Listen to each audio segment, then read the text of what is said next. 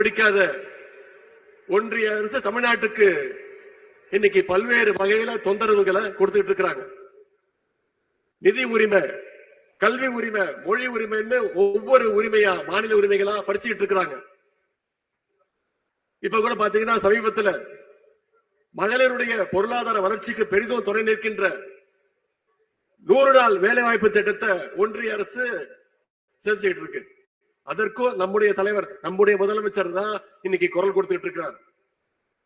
சமீபத்தில் குஜராத்ல பேசின ஒன்றிய அமைச்சர் திரு அமித்ஷா அவர்கள், நாங்க இன்னைக்கு பீகார்ல ஜெயிச்சிட்டோம், அடுத்து எங்களுடைய டார்கெட் தமிழ்நாடு அப்படின்னு தமிழ்நாட்டுக்கு ஒன்றிய உள்துறை அமைச்சர் அமித்ஷா அவர்கள் வார்னிங் கொடுக்கிறார், பயமுத்த பார்க்கிறார்.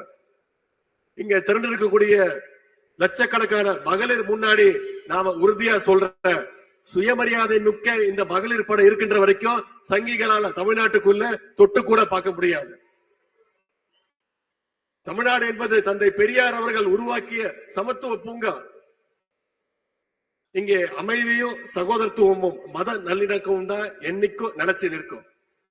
இந்த அமைதி பூங்காவுக்குள்ள அத்துமீறி நுழையணும்னா பாசிச சங்கில் நினைச்சாங்கன்னா அவங்களை எப்படி விரட்டி அடிக்கணும்ன்ற அந்த ட்ரிக் நம்முடைய தலைவர் அவர்களுக்கு தெரியும். தமிழ்நாட்டுடைய அமைதியை சீர்குலைக்க ஒருபோதும் நாம் அனுமதிக்க மாட்டோம். பாசிச சக்திகளுக்கு சலாம் போட்டு தமிழ்நாட்டுடைய கதவுகளை திறந்துவிட நாம ஒன்னும் அதிமுக கிடையாது. அண்ணா உருவாக்கின திராவிட முன்னேற்ற கழகம், கலைஞர் வளர்த்தெடுத்த திராவிட முன்னேற்ற கழகம், தலைவர் அவர்களால் வழிநடத்தப்படுகின்ற திராவிட முன்னேற்ற கழகம். ஆகவே பாசிஸ்டுடைய பாட்சா என்னைக்கும் தமிழ்நாட்டில் பலிக்கவே பலிக்காது. உடன்பிறப்புகள் விட மாட்டாங்க. பாசிஸ்டுகள் இன்னைக்கு பழைய அடிமைகள், புதிய அடிமைகள் எத்தனை பேரை கூட்டிட்டு வந்தாலும் தமிழ்நாடு என்னைக்குமே தலைவர் சொல்வது மாதிரி டெல்லிக்கு அவுட் ஆஃப் கண்ட்ரோல் தான்.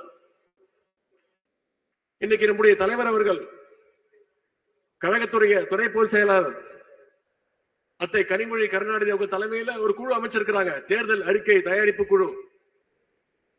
அந்த குழு தமிழ்நாடு முழுக்க பயணிச்சு மக்களை சந்திச்சு அவங்களுடைய கோரிக்கைகள், குறிப்பா மகளிருடைய தேவைகள் எல்லாம் உணர்ந்து ஒரு தேர்தல் அறிக்கையை தயாரிக்க இருக்கிறாங்க. இன்னைக்கு திராவிட முன்னேற்ற கழகம் அந்த குழு அமைச்சோன்னு அண்ணா திராவிட முன்னேற்ற கழகமும் போட்டிக்கு ஒரு குழு அறிவிச்சிருக்கிறாங்க, தேர்தல் அறிக்கை குழுன்னு.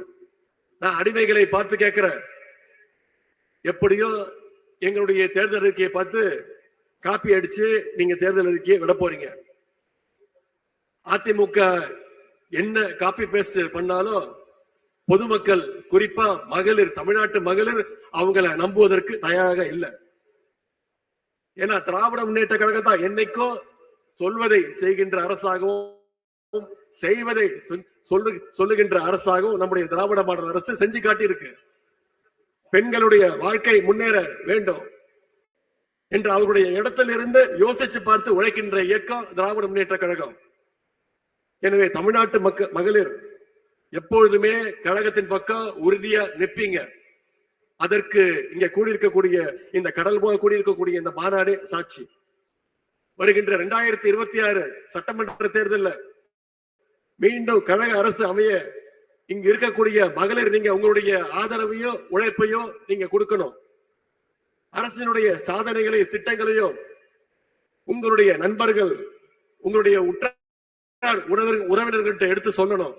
குறிப்பா எஸ்ஐஆர் திட்டத்தினால கிட்டத்தட்ட 1 கோடி வாக்காளர்கள் நீக்கி இருக்காங்க. வரைவு வாக்காளர் பட்டியல்ல உங்களோட பேர் இருக்கான்னு முதல்ல செக் பண்ணுங்க. உங்க பேர் மட்டும் இல்ல, உங்களுடைய குடும்பத்தினர் பேரு, உங்களுக்கு தெரிஞ்சவங்க, உங்களுடைய நண்பர்கள் பேரெல்லாம் இருக்கான்னு செக் பண்ணுங்க. ஒருவேளை இல்லைன்னா கழகத்துடைய BLA 2க்களை அணுகி உங்களுடைய பெயர்களை சேர்ப்பதற்கான அந்த விண்ணப்ப படிவங்களை நீங்க கொடுக்கணும். வருகின்ற ஜனவரி 18ஆம் தேதி வரைக்கும் நமக்கு நேரம் இருக்கு.